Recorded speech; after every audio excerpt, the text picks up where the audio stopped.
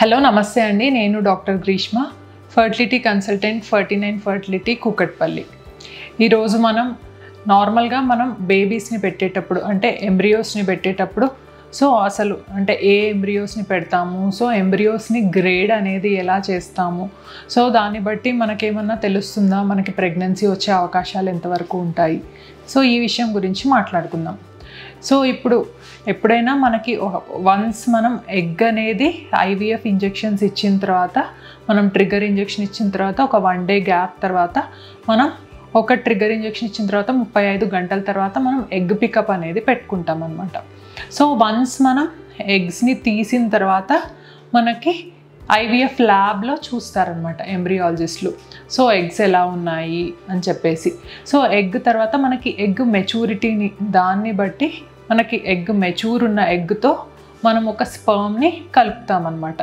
ఎప్పుడైనా మనం ఎగ్ బయటికి తీసిన తర్వాత మనం అదే రోజు స్పర్మ్తో కలపడము, ఇక్సీ చేయడం అనేది ఉంటుంది. దీన్ని మనం డే 0 అని చెప్తాం. ఆ నెక్స్ట్ డే, ఆ మరుసటి రోజు మనం డే 1 అనమాట.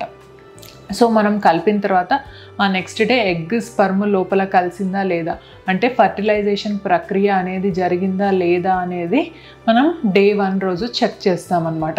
అంటే ఆ 2 న్యూక్లియస్ అనేది కలవాలన్నమాట. ప్రో న్యూక్లియర్ ఫార్మేషన్ అనేది ఉందా లేదా అని చెక్ చేస్తాం. నెక్స్ట్ మనకి డే 2 రోజు ఎట్లా ఉండాలి అంటే 4 సెల్ స్టేజ్ అనేది ఉండాలన్నమాట.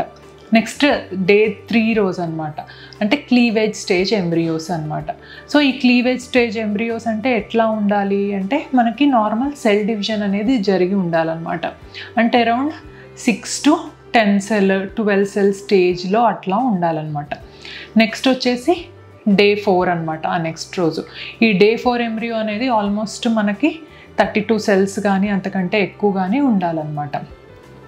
నెక్స్ట్ వచ్చేసి మనకి డే 5 అనమాట. డే 5 అంటే మనకి ఎంబ్రియో బ్లాస్టోసిస్ట్. ఇది మనకి ఇంపార్టెంట్ అనమాట. ఇప్పుడు మనం ఎప్పుడైనా మనం ఎగ్ స్పర్మ్ కలిపిన తర్వాత మనకి ఎంబ్రియోస్ మనకి డే 5 వరకు వెళ్తున్నాయా, యూజువల్గా మన దగ్గర ఏం చేస్తాము అంటే మనం కలిపిన తర్వాత ఆ డే 1 ఫర్టిలైజేషన్ అయిన తర్వాత మనం అట్లానే పెడతామన్నమాట.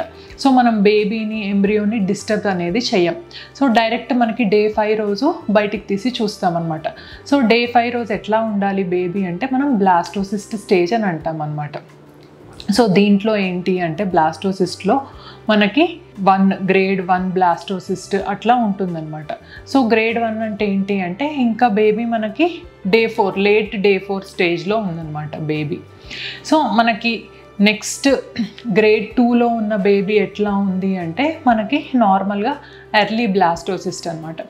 మనకి బ్లాస్టోసిస్ట్ స్టేజ్ బేబీ ఎట్లా ఉండాలి అంటే మనకి సెల్స్ అన్నీ మనకి మంచిగా కలిసిపోయి మనకి ఎట్లా ఫామ్ అవ్వాలి అంటే అవుటర్ సెల్ మాస్ అంటాం అనమాట.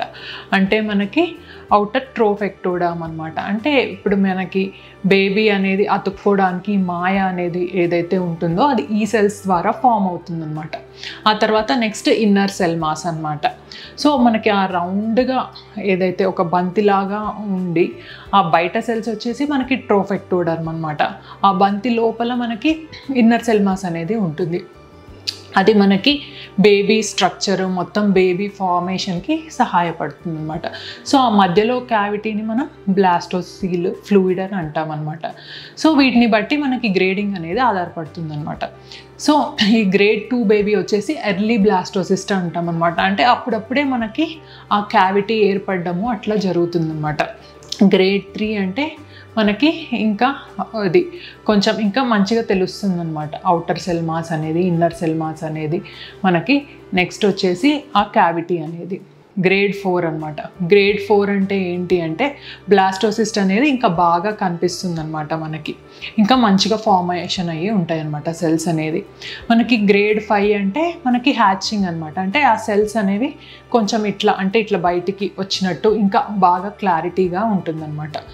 ఇట్లా మనం గ్రేడ్స్ అనేది డివైడ్ చేస్తాం అనమాట. గ్రేడ్ 1, గ్రేడ్ 2, గ్రేడ్ 3, గ్రేడ్ 4 అనేది. నెక్స్ట్ అనేది మనకి ఈ గ్రేడింగ్లో మనం చూస్తామన్నమాట.